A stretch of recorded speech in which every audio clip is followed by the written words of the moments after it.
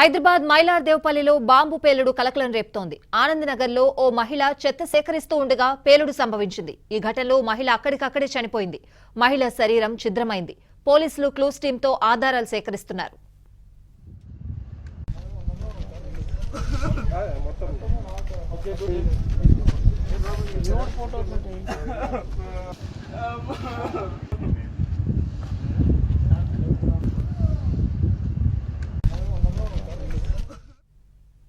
మహబూబ్ నగర్ జిల్లాకు చెందిన రంగముని సుశీల దంపతులు రోడ్ల పక్కన చెత్త సేకరిస్తూ జీవనం సాగిస్తున్నారు. రాజేంద్రనగర్, మైలార్దేవ్పల్లి, ఆనంద్ నగర్ పారిశ్రామికవాడలో చెత్త సేకరించేందుకు వెళ్లారు. భర్త రంగముని వేరే స్థలంలో చెత్తను సేకరిస్తూ ఉండగా సుశీల రాళ్ల మధ్యలో చెత్తను సేకరిస్తూ ఉండగా ఒక్కసారిగా పేలుడు జరిగింది.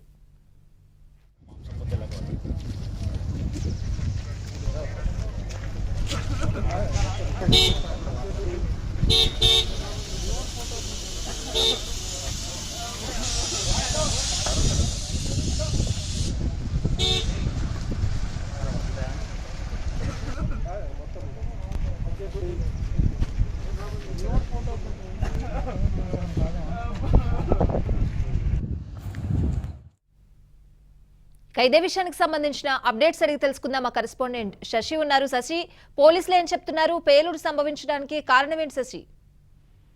అది మైలార్దేవరపల్లి పోలీస్ స్టేషన్ పరిధిలో పేలుడు సంభవించింది. ఇక ఆనంద్ నగర్ లో మైలార్దేవరపల్లి పోలీస్ స్టేషన్ సంబంధించినటువంటి ఆనంద్ నగర్ లో ఉదయం తెల్లవారుజామున ఈ పేలుడు సంభవించినట్టుగా కూడా తెలుస్తోంది. మహబూబ్ నగర్ నుంచి మైలార్దేవరపల్లికి వలస వచ్చి అక్కడే నివాసం ఉంటున్నటువంటి దంపతులు రంగముని అలాగే సుశీలమ్మ ఇద్దరు కూడా పారిశ్రామిక వాడల్లో ఉదయం చెత్త సేకరిస్తూ జీవనం సాగిస్తూ ఉంటారు.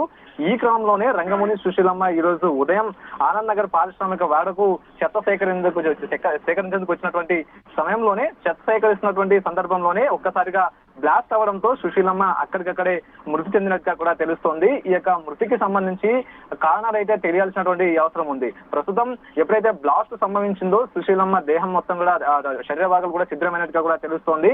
అయితే రంగముని సుశీలమ్మ ఇద్దరు చెత్త సేకరించడానికి వచ్చిన తర్వాత రంగముని ఒకవైపు సేకరిస్తున్నటువంటి సందర్భం ఉంది. తర్వాత సుశీలమ్మ కూడా ఇంకొక వైపు చెత్త సేకరిస్తున్నటువంటి ఆ సందర్భంలోనే ఆ చెత్త సేకరిస్తున్నటువంటి సమయంలోనే ఒక్కసారిగా బ్లాస్ట్ జరగడం, సుశీలమ్మ శరీరం ఛిద్రమవడం ఒక్కసారిగా జరిగిపోయి ఆ తర్వాత ఆమె అక్కడికక్కడే మరణించింది. ఎప్పుడైతే బాంబ్ బ్లాస్ట్ లాగా ఒక్కసారిగా ఆ బ్లాస్ట్ అయిందో చుట్టుపక్కల ఉండేటటువంటి స్థానికులు కూడా భయభ్రాంతులకు లోనయ్యారు. అసలు ఏం జరిగిందో తెలుసుకునే ప్రయత్నం చేశారు. అక్కడికి వెళ్లేలోపే సుశీలమ్మ విగత జీవిగా పడినటువంటి సందర్భం అయితే కనిపిస్తుంది. ఇదే కాకుండా పోలీసులు ఈ అంశం మీద ఒక దర్యాప్తు అయితే చేస్తూ ఉన్నారు. ప్రాథమికంగా పెయింట్ డబ్బా వల్లనే పేలుడు సంభవించినట్టుగా కూడా ఒక ప్రాథమిక అంచనాకైతే వచ్చారు. ఎందుకంటే రోడ్డు పక్కన గ్రానైట్ రాళ్ళు ఉంటాయి. ఆ గ్రానైట్ రాళ్ళలో మధ్యలోనే ఈ యొక్క పెయింట్ డబ్బా ఉన్నట్టుగా తెలుస్తోంది.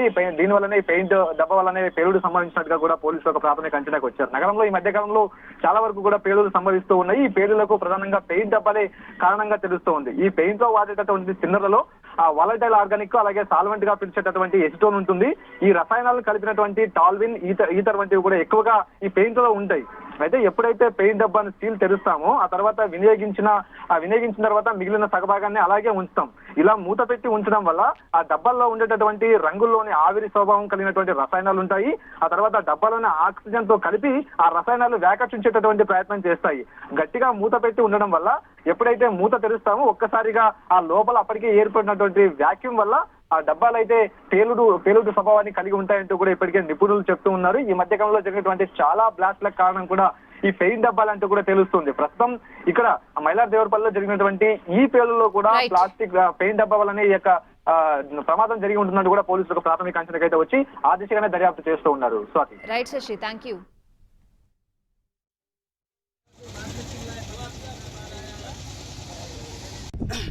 ఏమో సార్, నేను వచ్చి ఆటో పెట్టినాను.